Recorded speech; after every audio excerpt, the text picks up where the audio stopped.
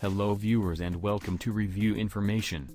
In this video I will show you how to mark TikTok videos as not interested. Subscribe to my channel and hit the bell icon to get notified any updates. To begin, open the TikTok app on your phone. Log into your any TikTok account, if you haven't already.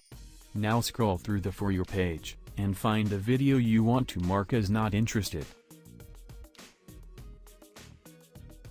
Then long press on the video. A menu will pop up from the bottom. Tap on Not Interested. That's it. TikTok will show fewer videos like this from now on.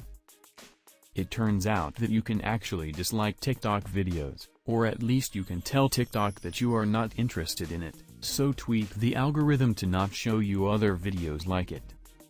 So in this way, you can mark TikTok videos as not interested. Thank you for watching. Hope you guys enjoyed my video. Please subscribe my channel for more videos. Goodbye.